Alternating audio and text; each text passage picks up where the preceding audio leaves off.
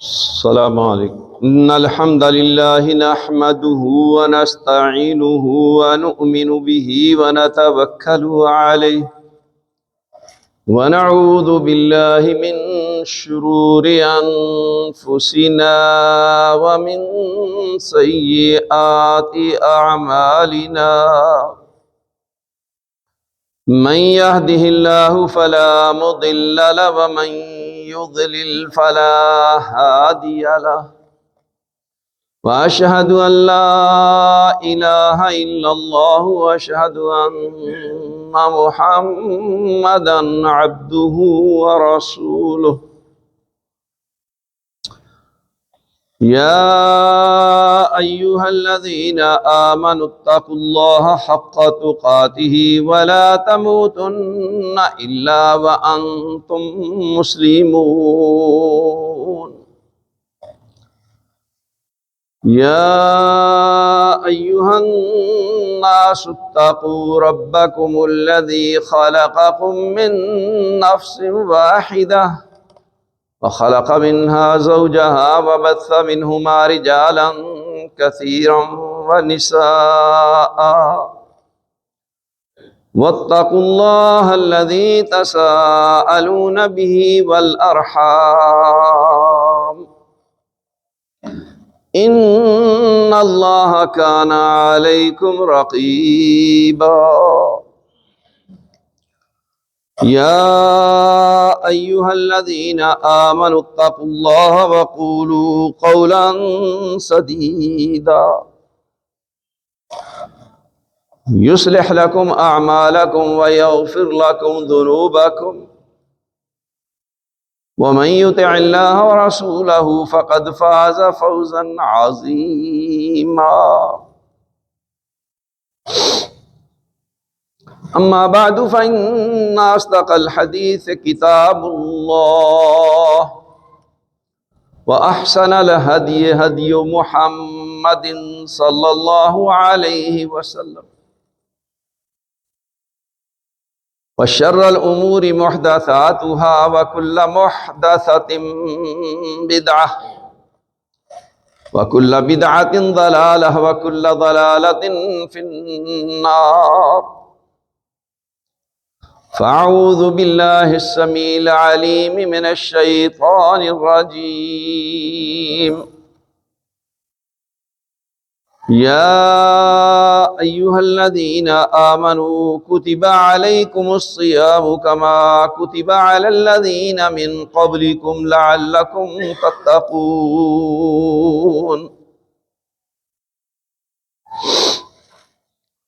میرے بھائی اور دوستو،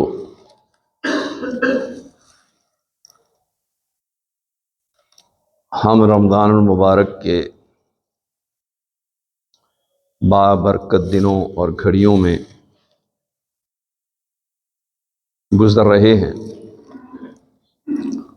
اور قرآن مجید نے جو بات کہی ہے کہ ایام معدودات، گنے ہوئے دن، آج آپ دیکھ لیں 9واں روزہ ہو گیا، اسی طرح سے بقیہ روزے بھی گزر جائیں. تو ہمیں ان دنوں کی فضیلت، اس کی خیر و برکات سے بھرپور فائدہ اٹھانا چاہیے اور اس کی قدر کرنی چاہیے. تو روزہ میں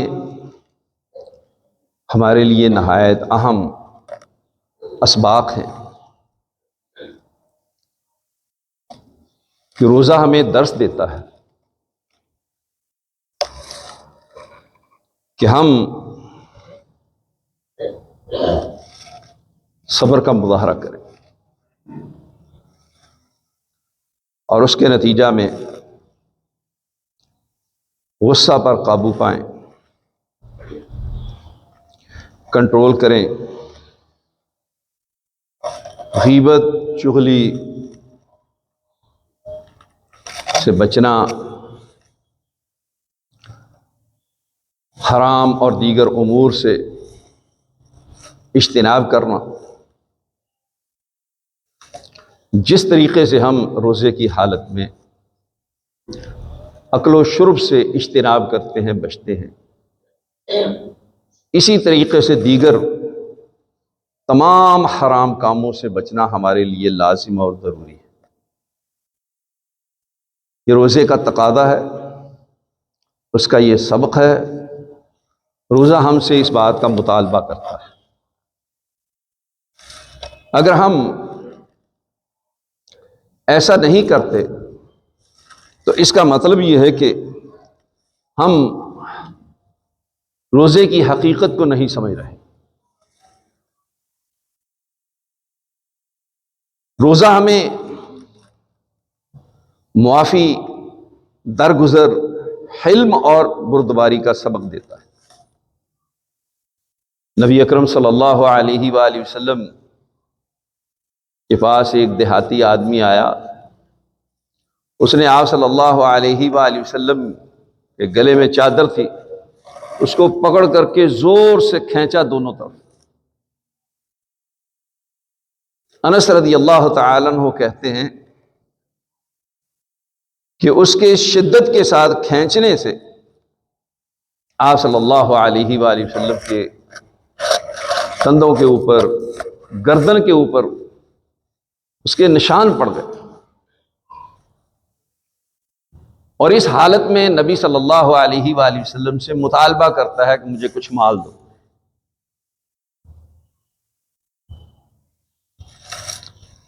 جب اس نے آپ کو چھوڑا تو یہ حالت زار دیکھ کر کے انس رضی اللہ تعالی عنہ حیران و پریشان ہوتے کہ نبی صلی اللہ علیہ وآلہ وسلم نے مسکرا کر کے صحابہ سے کہا کہ بھی اس کو کچھ مال دے۔ یہ رسول صلی اللہ علیہ وآلہ وسلم کی عملی زندگی ہے، جس کے ذریعہ سے انہوں نے ہمیں یہ سبق دیا۔ معافی، درگزر، حلم و بردباری، صدقہ و احسان، اخلاص، جو کہ تمام عبادات کا مطلوب و مقصود ہے۔ آپ قرآن مجید پڑھیں گے تو یہ بات آپ کو جا بجا نظر آئے گی کہ قرآن مجید تمام عبادات کا مقصد وحید اخلاص اور تقوی بیان کرتا ہے۔ للہیت، اللہ کا خوف، ہمہ وقت اللہ تبارک و تعالیٰ کی یاد۔ تو روزے کے متعلق بھی یہی بات بیان کی ہے، لعلکم تتقون۔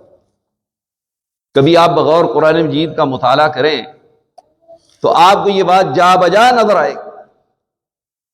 بار بار اللہ تبارک و تعالی یہ بات بیان کرتا ہے، وہ نماز ہو، زکوٰۃ ہو، حج ہو، قربانی ہو، صدقہ و خیرات ہو، دیگر عبادات ہوں، تمام کا مقصد وحید تقوی، اخلاص بیان کیا۔ ریاکاری نہیں ہونی چاہیے۔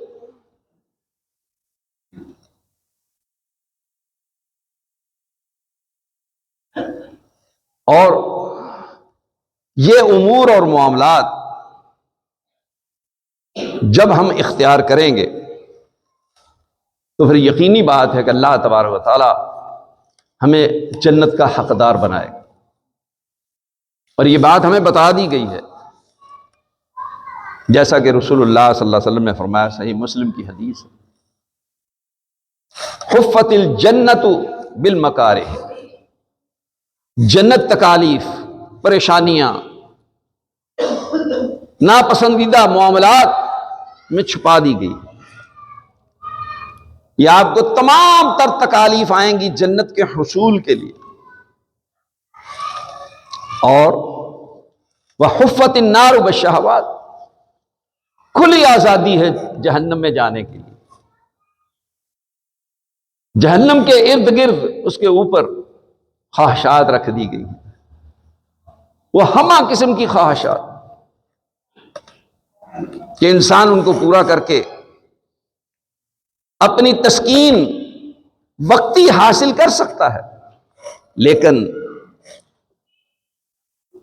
اس کا نتیجہ جہنم کی آگ ہے۔ یہ پیسے کی ریل پیل، عہدہ و منصب، دنیاوی جاہ و جلال، عیش و عشرت، کر و فر، یہ ساری چیزیں جہنم میں لے جانے والی ہیں۔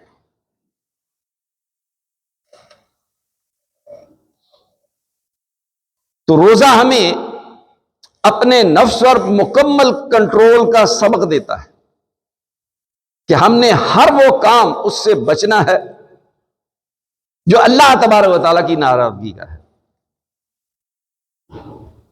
جس سے وقتی طور پر انسان کو فوائد حاصل ہو سکتے ہیں، لیکن ہمیشہ ہمیشہ کے نقصانات ہوں گے۔ اس کے اگینسٹ آپ کو بظاہر نقصانات ہو سکتے ہیں، مالی نقصان ہو سکتا ہے، جانی نقصان ہو سکتا ہے، بیماریاں آ سکتی، تکالیف آ سکتی، پریشانیاں آ سکتی ہیں، لیکن اس کا نتیجہ ہمیشہ ہمیشہ کے لیے بہترین ہے، وہ اللہ کی جنت ہے۔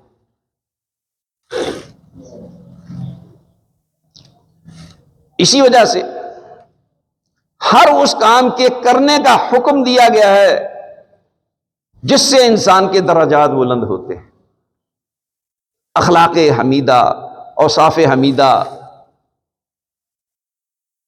صدق مقال، جھوٹ سے اجتناب، پورا تولنا، پورا ماپنا، اور کم تولنے اور کم ماپنے سے بچنا۔ اور یہ بات بھی ذہن نشین رکھنی چاہیے کہ یہ روزہ صرف اور صرف جسم کا نہیں ہوتا، روح کا بھی روزہ ہے۔ اس روزہ کے ذریعہ سے ہمارے جسم اور روح کی ٹیوننگ ہوتی ہے۔ جیسے موٹر سائیکل ہے، گاڑی ہے، اس میں آپ دیکھتے ہیں کہ کچھ وقت چلنے کے بعد کچرا آ جاتا ہے، وہ مسنگ کرنا شروع کر دیتی ہے، پیٹرول زیادہ کھانا شروع کر دیتی ہے، اور خرابیاں پیدا ہو جاتی ہیں۔ جب اس کی ٹیوننگ کرواتے ہیں تو وہ بالکل تازہ دم ہو کر کے چلتی ہے۔ آپ کو خود محسوس ہوتا ہے موٹر سائیکل کے اوپر بیٹھ کر چلاتے ہوئے، یا گاڑی میں بیٹھ کر کے گاڑی ڈرائیو کرتے ہیں، اور آپ کہتے ہیں یار گاڑی بڑی ہلکی پھلکی ہو، موٹر سائیکل بڑی سیٹ ہو گئی، کہ اس کی ٹیوننگ ہو گئی۔ تو آپ دیکھیں کہ جب ہماری روزے کے ساتھ روحانی اور جسمانی ٹیوننگ ہوتی ہے تو ہم اپنے آپ کو ہلکا پھلکا محسوس نہیں کرتے، جو دلوں کا زنگ ہے وہ اتر نہیں جاتا۔ کلا بل ران علی قلوبہم ما کانوا یکسبون، یہ دلوں کا زنگ ہے، اس کو اتارنے کے لیے، روحانیت کے اعلی مقامات اور درجات پر پہنچانے کے لیے، اور ویسے بھی یہ جسم اس بات کا تقاضا کرتا ہے کہ اس کی ٹیوننگ ہوگی تو یہ بہتر طریقے سے اپنے امور اور معاملات کو سر انجام دے سکے گا۔ کبھی آپ محسوس نہیں کرتے کہ طبیعت بوجھل ہوتی ہے، اچھا کھاتے ہیں، اچھا پیتے ہیں، سب کچھ ہے، آپ کہتے ہیں جی طبیعت بوجھل رہتی ہے، اور کبھی آپ کہتے ہیں کہ جی طبیعت ماشاءاللہ جی بڑی فٹ ہے، ہلکی پھلکی۔ وہ کیا چیز ہے؟ وہ یہی چیز ہے کہ دل کی اور جسم کی ٹیوننگ ہو گئی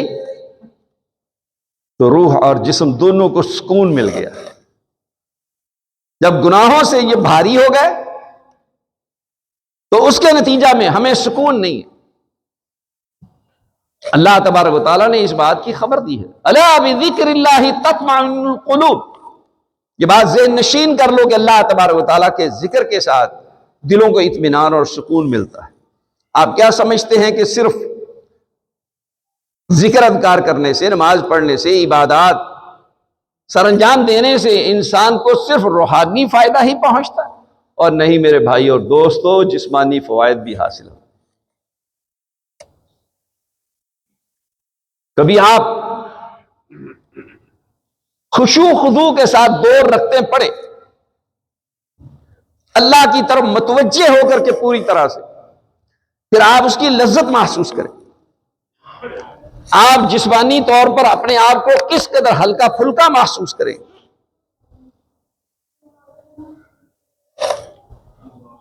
جسم کا بوجھ اتر جائے گا، دل کا بوجھ اتر جائے گا۔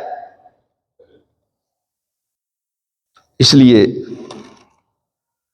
روزہ، اس کے جو ادب آداب ہیں، اس میں مسلمانوں کے حقوق ادا کرنا، والدین کے حقوق ادا کرنا، اور والدین کی نافرمانی سے اپنے آپ کو بچانا،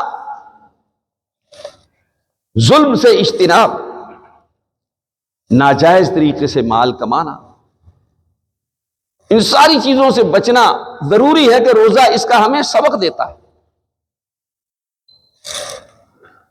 نبی صلی اللہ علیہ وآلہ وسلم نے جو بات بیان کی ہے، ذرا سوچئے اور غور کیجئے کہ اس میں کس قدر گہرائی ہے۔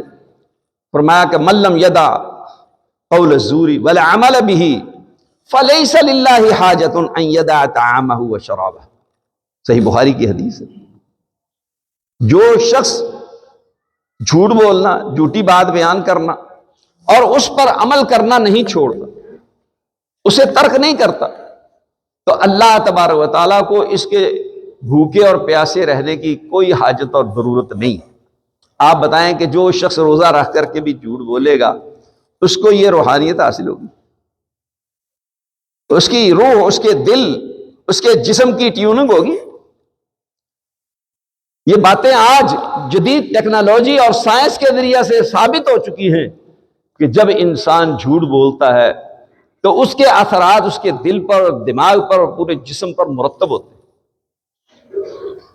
اور یہ بات بھی ظاہر و باہر ہے کہ جب انسان سے کوئی گناہ سرزد ہو جاتا ہے تو اس کا ضمیر اسے ملامت کرتا ہے، بار بار اسے وارننگ دیتا ہے، خطرے کی گھنٹی بار بار بجتی ہے۔ گناہ کرنے کے بعد کبھی انسان کو سکون اور راحت حاصل ہوئی؟ آخر ہم سب گناہ گار ہیں، نہ چاہتے ہوئے، انجانے میں، غیر شعوری طور پر ہم سے روزانہ غلطیاں ہوتی ہیں، گناہ سرزد ہوتے ہیں۔ اس کے نتیجہ میں آپ دیکھیں کہ طبیعت پر کس قدر بوجھ ہوتا ہے، اور جب ہم اللہ تبارک و تعالیٰ کی تابعداری، فرما برداری کر لیتے ہیں، نیکی کا کام کر لیتے ہیں، تو کس قدر ہمیں راحت اور خوشی حاصل ہوتی ہے۔ یہی اطمینان قلب ہے، یہی ایمان ہے، یہی تقوی ہے، یہی اخلاص ہے، یہی مطلوب ہے، اور یہی روزے کا مقصد ہے۔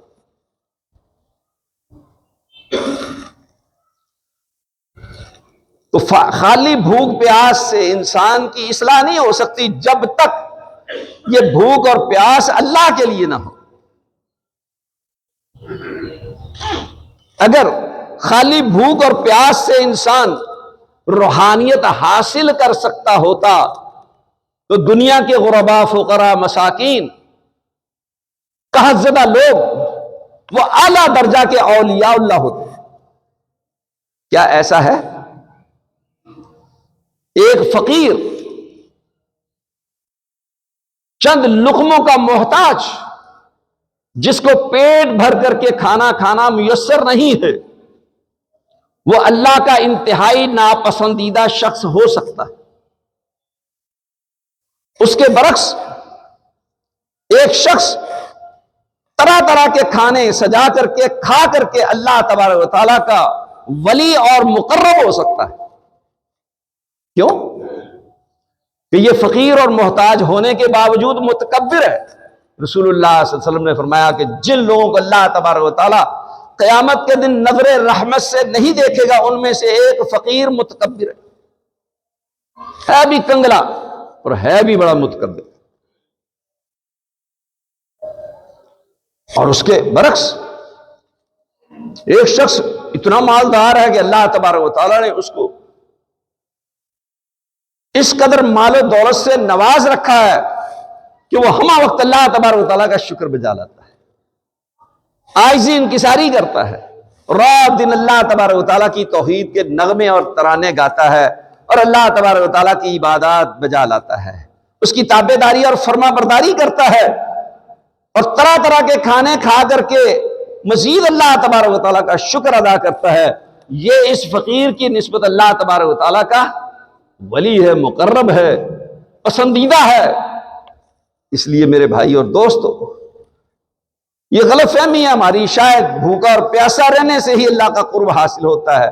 خالی بھوک اور پیاس سے اللہ کا قرب حاصل نہیں ہوتا جب تک کہ اس کے تقاضوں کو پورا نہ کیا جائے۔ اللہ اکبر۔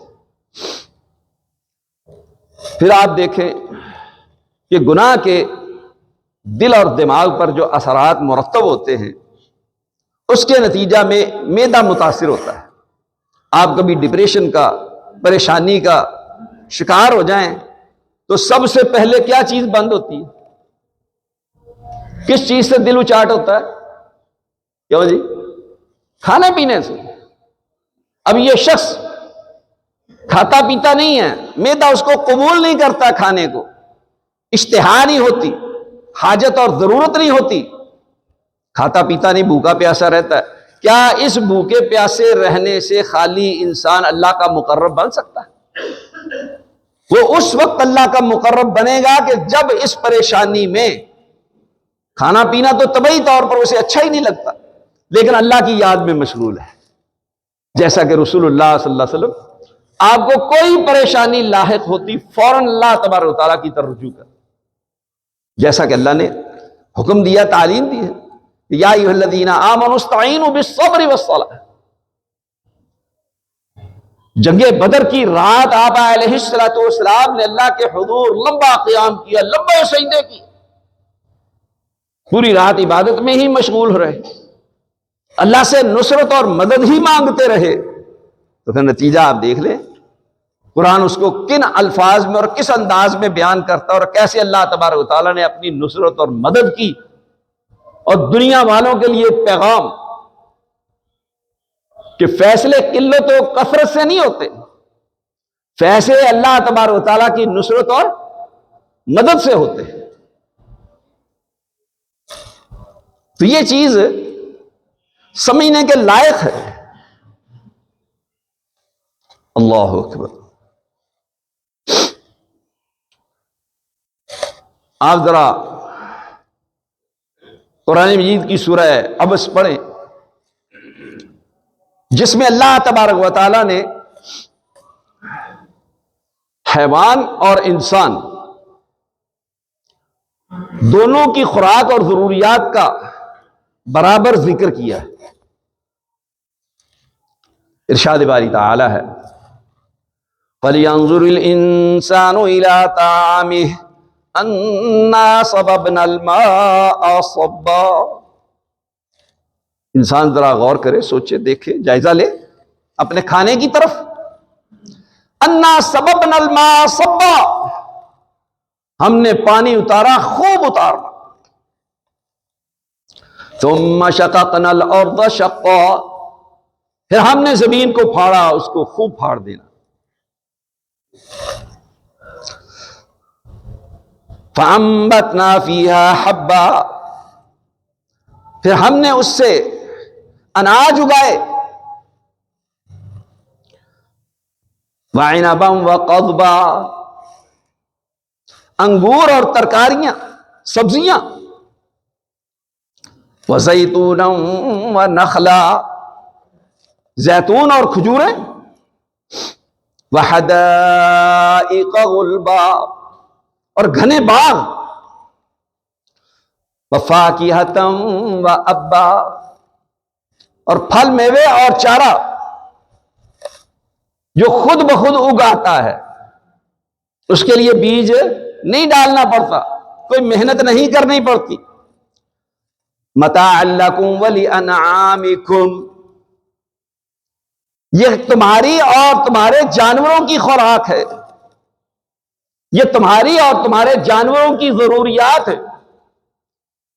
مادیت کا ذکر ہوا تو انسان اور حیوان کو برابر ذکر کیا گیا، لیکن یہ بات بھی آپ کو معلوم ہے کہ یہ شریعت، یہ قرآن کا نزول اور یہ انبیاء کی بعثت، یہ حلال اور حرام، یہ کام جائز ہے یہ ناجائز ہے، یہ کام کرنا ہے یہ کام نہیں کرنا، یہ احکامات کس کے لیے نازل ہوئے؟ یہ انسانوں کے لیے، جنات کے لیے نازل ہوئے، حیوانوں کے لیے، جانوروں کے لیے نازل نہیں ہوئے۔ اور جن لوگوں نے ان احکامات سے روگردانی کی، ان پر عمل نہیں کیا، ان کو پس پش ڈال دیا، جنہوں نے ان تعلیمات کے مطابق اپنا عقیدہ نہیں بنایا، شرک، کفر، بدعات، نفاق سے اپنے آپ کو نہیں بچایا، اللہ تبارک و تعالیٰ ان لوگوں کو کیا کہتا ہے؟ اولئک کالانعام، یہ لوگ جانوروں کی طرح ہیں۔ ان کو جانور قرار دیا ہے، کہاں کیا یہ انسان ہے نا، لیکن اللہ ان کو جانور کہہ رہا ہے۔ بلکہ اللہ تبارک و تعالیٰ نے آگے فرمایا بل ہم اضل، اور بلکہ یہ تو جانوروں سے بھی زیادہ گئے گزرے ہیں، گمراہ ہیں، بے سمجھ ہیں۔ جانور کو پھر بھی اپنے مالک کی پہچان ہوتی ہے، لیکن انسان کو اپنے مالک کی پہچان نہیں ہے۔ دیکھ لیں کثیر تعداد شرک میں ڈوبی ہوئی ہے، اللہ تبارک و تعالیٰ کے ساتھ جانوروں کو، پتھروں کو، حجر کو، شجر کو، ان حقیر چیزوں کو شریک ٹھہرا دیا۔ انا للہ و انا الیہ راجعون۔ ہدہد نے سلیمان علیہ السلام کو خبر دی، یہ دونوں باتیں خلاف فطرت تھی۔ کہا کہ جی میں ایسی زمین سے اور ایسے علاقہ سے ہو کے آیا ہوں، وہ کچھ دیکھ کے آیا ہوں جس کا آپ کو علم نہیں ہے، کہ ان کے حکمران عورت ہے اور وہ انسان ہو کر کے سورج کی پوجا کرتے ہیں۔ حیران کن بات، بھائی یہ ساری چیزیں اللہ نے کس کے لیے پیدا کی ہیں؟ یہ انسان کے لیے پیدا کی ہیں۔ انسان ہو کر کے ان چیزوں کی پوجا کرتا ہے، ان کی عبادت کرتا ہے، ان کے آگے جھکتا ہے، سجدہ ریز ہوتا ہے، ان کو سمجھتا ہے کہ یہ چیزیں ہماری مشکل کشا ہیں، حاجت روا ہے۔ اور یہ کام تو اپنے جیسے بندوں کے لیے جائز نہیں، اس کام کی تو اللہ تبارک و تعالیٰ نے انبیاء کو بھی اجازت نہیں دی ہے کہ وہ اپنی عبادت کروائیں۔ انبیاء بھی ایسا نہیں کر سکتے، وہ بھی نہیں کہہ سکتے کونوا عباد لی، کہ میرے بندے بن۔ بندے کس کے بن کے رہنا؟ اللہ کے بندے بن کے رہنا۔ تو اسی لیے اللہ تبارک و تعالیٰ نے ہمیں اس بات کی خبر دی ہے اور بتایا کہ وَمَا خَلَقْتُ الْجِنَّ وَالْإِنسَ إِلَّا لِيَعْبُدُونَ، میں نے جنوں انس کو محض اپنی عبادت کے لیے پیدا کیا۔ مقصد حیات یہ تھا اور ہم اس کو بھول گئے۔ ہماری اور طوطے کی مثال کوئی مختلف نہیں ہے۔ جس طوطے کو پنجرے میں بند کر کے میاں مٹھو چوری کھانے پہ لگا دیا، اب وہ ہر آنے جانے والے کو کہتا میاں مٹھو چوری کھا لی۔ جو اصل سبق تھا، جو اصل آزادی تھی اس کی، باغات میں اڑنا پھرنا، چہچہانا، اپنی مرضی سے کھانا پینا، ہما قسم کے پھل میوے، وہ سب کچھ بھول گیا، وہ اس پنجرے کا ہی ہو کر کے رہ گیا۔ ایسے بندے کو عبد الدنیا، عبد الدینار، عبد الدرہم کہا گیا کہ یہ دنیا کا بندہ ہے، یہ درہم و دینار کا بندہ ہے۔ اور میرے بھائیوں، ہم کس کے بندے تھے اور کس کے بندے ہیں اور کس کے بندے بن کر کے رہنا چاہیے؟ اللہ کے۔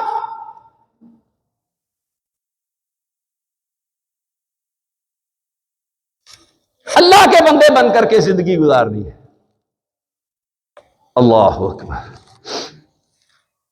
اللہ کے بندوں کے لیے یہ روزے کے احکامات، روزے کے متعلق تعلیمات دی گئی، جن میں سے ایک نبی صلی اللہ علیہ وآلہ وسلم نے فرمایا کہ بھائی سحری کرنی ہے، صبح کا کھانا آپ نے کھانا ہے، سحری کرنی ہے۔ اب ذرا دیکھیے، ویسے تو عمومی طور پر آپ اس وقت کھانا نہیں کھاتے، لیکن روزوں میں آپ رمضان المبارک کے مہینہ میں بطور خاص اس وقت آپ سحری کرتے ہیں، کیا سمجھ کر کے؟ شریعت کا حکم ہے، تعلیم ہے۔ یہ اب کھانا پینا ہمارا کیا ہو جائے گا؟ یہ بھی عبادت بن جائے گا۔ اور اللہ کے بندوں کبھی غور کرو کہ اسلام نے کیا کیا انعامات کیے ہیں ہمارے اوپر، کیا کچھ ہمیں عطا کیا ہے، ہم نے کبھی غور ہی نہیں کیا۔ اللہ کی عنایات، اس کی رحمتیں اور بخششیں، اس کے انعامات۔ نبی صلی اللہ علیہ وسلم نے صحابہ کے سامنے بیان کیا کہ تم جو اپنی بیوی کے ساتھ اپنی نفسانی خواہش پوری کرتے ہو، اس کا بھی تمہیں ثواب ملتا ہے۔ صحابہ چونکے، حیران ہوئے کہ اس کا ثواب ملتا ہے۔ آپ علیہ الصلوۃ والسلام نے کراس کوشچن کر کے، مثال دے کر کے ان کو یہ بات سمجھائی۔ آپ نے پوچھا یہ بتاؤ کہ اگر حرام طریقے سے اپنی یہ خواہش پوری کرو گے تو گناہ گار ہو گئے، مجرم ہو گئے؟ کہا بالکل ہوں گے۔ تو آپ نے فرمایا جب حلال طریقے سے یہ خواہش پوری کرو گے تو اللہ تبارک و تعالیٰ اس کا بھی اجر و ثواب دے۔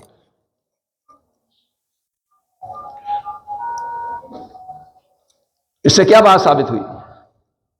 جو ہمارے نوٹ کے پیچھے لکھا ہوتا ہے کہ رزق حلال عین عبادت ہے، عین عبادت تو نہیں ہے لیکن عبادت بن جاتی ہے جب انسان یہ کام اللہ کی شریعت اور اس کی تعلیمات اور اس کے احکامات کے دائرہ کار میں رہتے ہوئے بجا لائے۔ صبح کھانا آپ کھاتے ہیں، پیٹ آپ بھرتے ہیں، لیکن یہ کھانا کھانے میں اللہ نے برکت ڈال دی، اس کھانے میں اللہ تبارک و تعالیٰ نے آپ کے لیے نیکی رکھ دی، اس کھانا کھانے کو بھی یہ عبادت قرار دے دیا گیا۔ رسول اللہ صلی اللہ علیہ وآلہ وسلم فرماتے ہیں تسحروا فإن فی السحور برکہ، سحری کرو، سحری میں برکت ہے۔ اور یہ برکت کیوں ہے؟ ویسے بھی تو کھانا کھاتے ہیں، اس کے متعلق برکت کیوں نہیں؟ اس کے متعلق یہ بات کیوں نہیں کہی گئی کہ یہ آپ خاص عبادت کے لیے، خاص مقصد کے لیے صبح سویرے فجر سے پہلے اٹھ کر کے کھانا کھا رہے ہیں، اس لیے کہا کہ یہ کھانا کھاؤ، اس میں برکت ہے۔ اللہ اکبر۔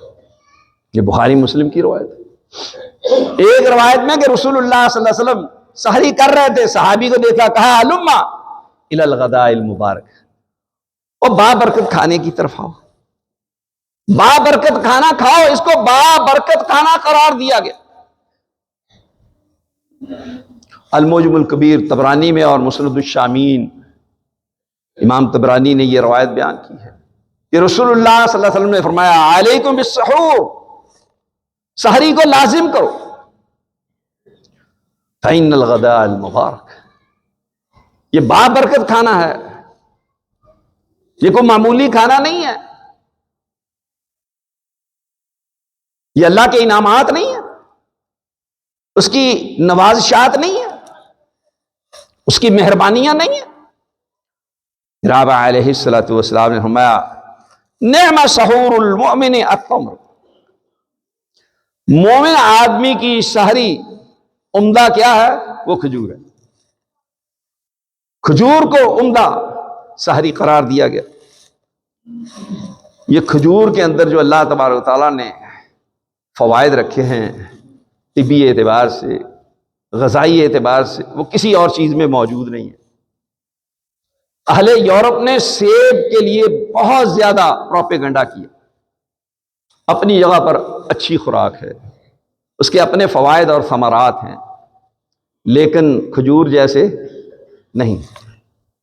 کھجور میں تو اللہ نے یہ خصوصیت رکھ دی، جیسا کہ رسول اللہ صلی اللہ علیہ وسلم نے خبر دی، صحیح مسلم میں روایت، کہ جو شخص صبح کے وقت خالی پیٹ 7 کھجوریں کھاتا ہے، اجوا ہو تو زیادہ بہتر ہے، عام کھجور بھی کھا لے، دوسری روایت میں عام کھجور کا بھی ذکر ہے، اس دن اس پر زہر اور جادو اثر نہیں کرتا۔ اس کی وجہ اہل علم نے بیان کی ہے کہ یہ کھجور دل کو اتنا مضبوط کر دیتی ہے کہ اس پر زہر کا اثر نہیں ہوتا، دماغ کو اتنا مضبوط بنا دیتی ہے کہ دماغ پر جادو کا اثر نہیں ہوتا۔ اللہ اکبر۔ اور اس کی مناسبت ذرا دیکھیں سحری کی، کہ اللہ تبارک و تعالیٰ نے قرآن مجید میں ارشاد فرمایا والمستغفرین بالاسحار، یہ اللہ کے بندے سحری کے وقت استغفار کرنے والے. اور اسی طرح سے وَبِالْأَسْحَارِ هُمْ يَسْتَغْفِرُونَ، سحری کے وقت وہ استغفار کرتے ہیں.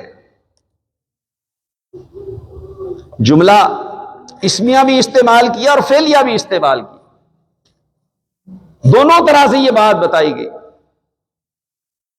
کہ سحری کا وقت ایسا بابرکت وقت ہے کہ اس سے ایمان والے فائدہ اٹھاتے ہیں. تو ایسے وقت میں کھانا کھانا یقینی بات ہے کہ یہ باعث برکت ہے. پھر رسول اللہ صلی اللہ علیہ وسلم کی حدیث مسند احمد میں کہ السحور کلہ برکہ، سحری ساری کی ساری برکت ہے.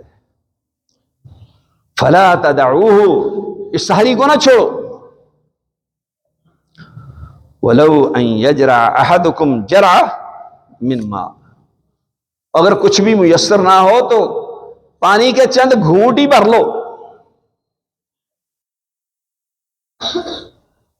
فَإِنَّ اللَّهَ عَزَّ وَجَلَّ وَمَلَائِكَتَهُ يُصَلُّونَ عَلَى الْمُتَسَحِّرِينَ، اللہ تبارک و تعالیٰ اس کے فرشتے سحری کرنے والوں پر صلاۃ بھیجتے. یہ کھانا عبادت ہوا نا، کتنا عظیم کام بن گیا جب اللہ تبارک و تعالیٰ کی شریعت کے مطابق آپ یہ کام کرتے ہیں، اس کی رضا کے لیے، اس کی خوشنودی کے لیے، اس کے تقرب کے لیے، اس کے احکامات کے مطابق. پھر اللہ تبارک و تعالیٰ اور اس کے فرشتے ان سحری کرنے والوں پر صلاۃ بھیجتے ہیں. اللہ کی رحمتوں کا نزول ہوتا ہے اور فرشتے ان کے لیے بخشش کی دعائیں کرتے ہیں. اللہ اکبر.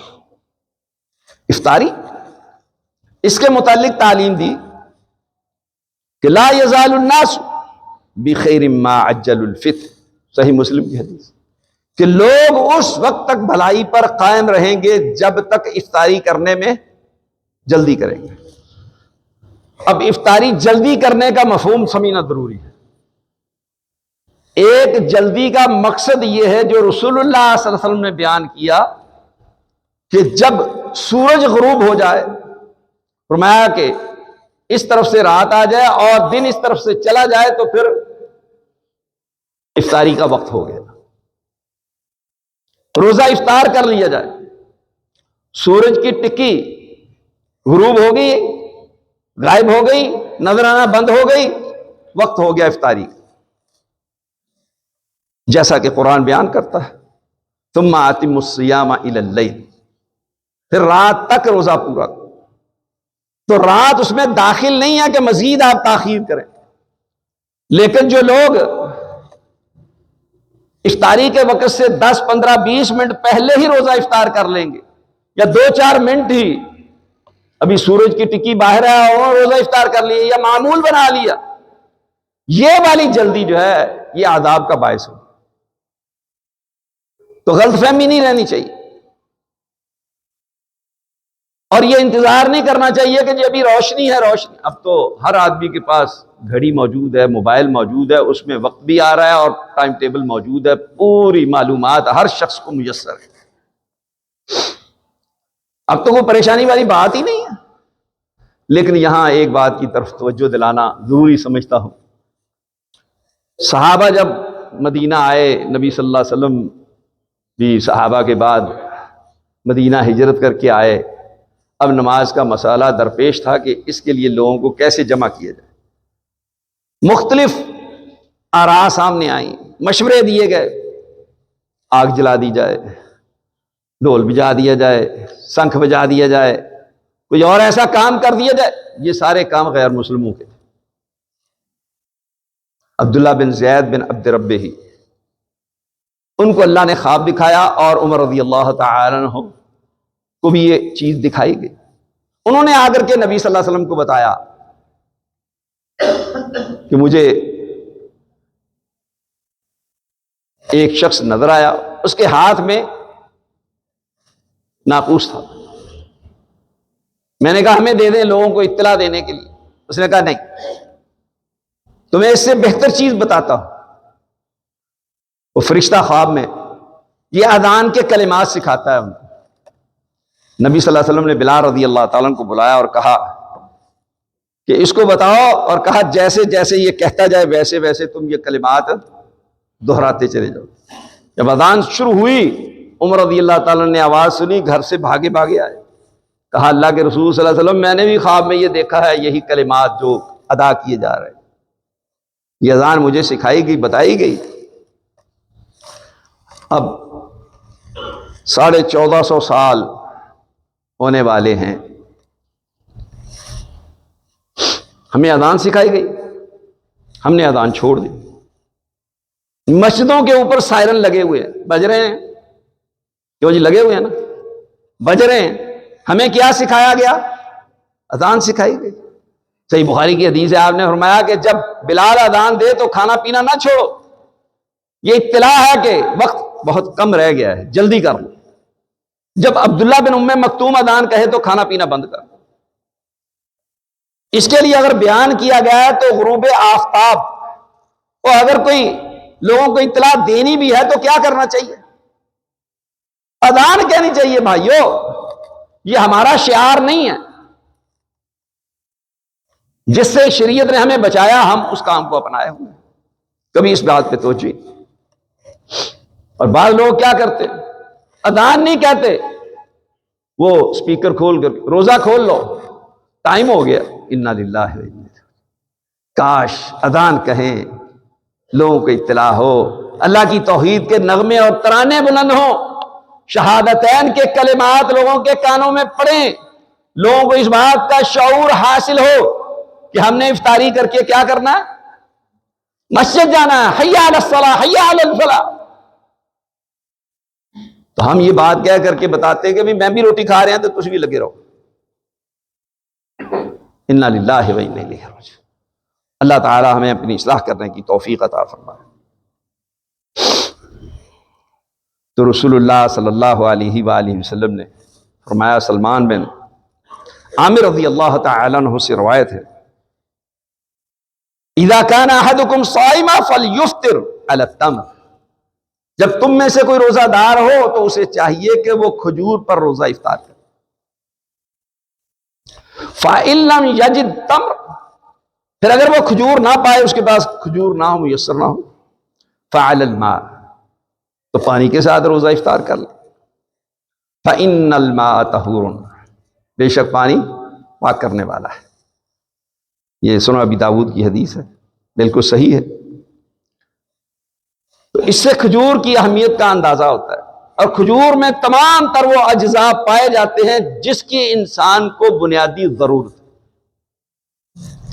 دل کو طاقت دیتی ہے، دماغ کو، جسم کو، اور اس میں وہ فوائد اور ثمرات ہیں کہ کینسر کے مرض سے، جگر کے مرض سے، معدے کی بیماریوں سے یہ کھجور انسان کو محفوظ رکھتی ہے۔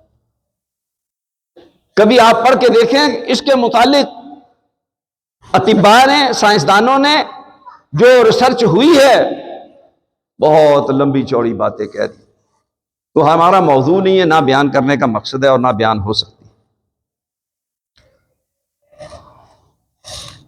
دل اور گردے اس کی اصلاح کرتی ہے، گردوں کو صاف کرتی ہے۔ پیشاب کی بیماری ہو تو بآسانی اس کی وجہ سے پیشاب آنا شروع ہو جاتا ہے۔ اللہ اکبر۔ روزہ افطار کرتے ہوئے عموماً ہمارے ہاں دعا پڑھی جاتی ہے، اللہم انی لک صمت علی رزقک افطرت، کہ اللہ میں نے تیرے لیے روزہ رکھا اور تیرے رزق پر میں نے افطار کیا۔ یہ روایت محدثین کے نزدیک بالاتفاق مرسل ہے، ضعیف ہے۔ صحیح روایت یہ ہے کہ ذهب الظمأ وابتلت العروق وثبت الاجر انشاءاللہ، پیاس ختم ہو گئی، رگیں تر ہو گئیں، اور اگر اللہ تبارک و تعالیٰ نے چاہا تو اجر ثابت ہو گیا۔ بعض لوگ اس کے معنی و مفہوم پہ غور کرتے ہوئے کہتے ہیں جی ہم دعا پہلے پڑھتے ہیں، کھانا بعد میں کھاتے ہیں، اور بہت سارے ایسے معاملات ہیں جو مستقبل کے لیے ماضی کے صیغے استعمال ہوئے ہیں قرآن مجید میں، اللہ تبارک و تعالیٰ نے قیامت کے لیے ماضی کے صیغے استعمال کیے، تو اس لیے پریشان ہونے کی ضرورت نہیں ہے۔ یہ دعا یاد کر لیں مختصر سی۔ پھر اللہ تبارک و تعالیٰ فرماتا ہے کلو وشربو ولا تسرفو، کھاؤ اور پیو، اسراف نہ کرو۔ اہل علم فرماتے ہیں کہ اس آیت میں تمام تر طبی فوائد بیان ہو گئے۔ ضرورت سے زیادہ نہیں کھانا چاہیے، بسیار خوری نہیں کرنی چاہیے۔ یہ بسیار خوری سے ہی تمام بیماریاں پیدا ہوتی ہیں، بلڈ پریشر ہے، شوگر ہے، اسی طرح سے معدے کی خرابی ہے، دیگر تمام بیماریاں یہ بسیار خوری سے پیدا ہوتی ہے۔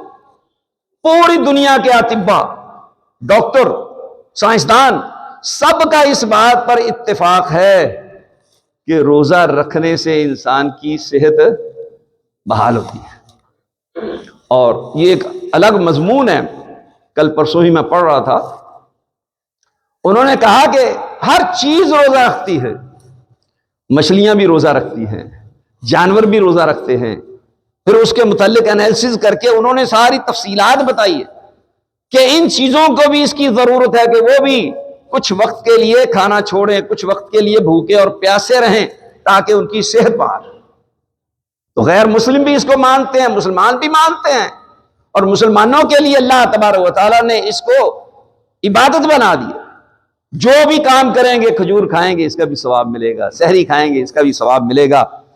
اور پھر یہ بات نبی صلی اللہ علیہ وسلم نے بیان کی کہ جو لوگ صرف اس پیٹ کو بھرنا چاہتے ہیں، رات دن اس پیٹ کے لیے بھاگ دوڑ کرتے ہیں، اس پیٹ کے لیے ہی اپنی دنیا اور آخرت برباد کرتے ہیں، اس کے متعلق رسول اللہ صلی اللہ علیہ وآلہ وسلم نے فرمایا، سنن ترمذی اور ابن ماجہ کی روایت ہے، فرمایا ما ملا آدمی وعان، ما ملا آدمی وعان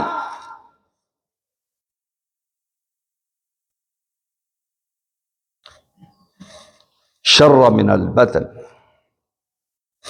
کہ آدمی نے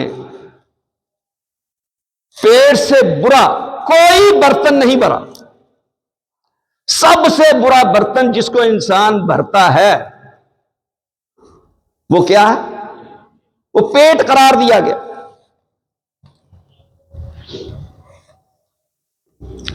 حسب الآدمی لقیمات یقمنا علیہ یقمنا صلبہ، کہ آدمی کو چند لقمے ہی کافی ہیں جس سے اس کی کمر سیدھی ہو جائے۔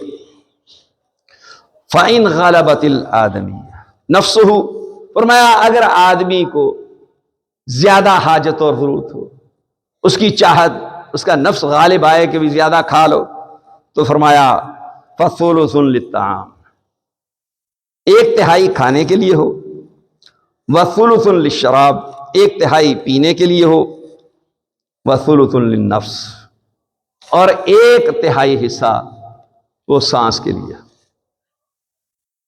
یہ والا عمل جب تک دنیا میں رہے گا، جو لوگ عمل کریں گے وہ ہمیشہ صحت مند بھی رہیں گے اور اللہ کے مقربین میں شامل ہوں گے۔ عبادت کرنا، نیکی کرنا، یہ سارے کام ان کے لیے آسان ہو جائیں گے۔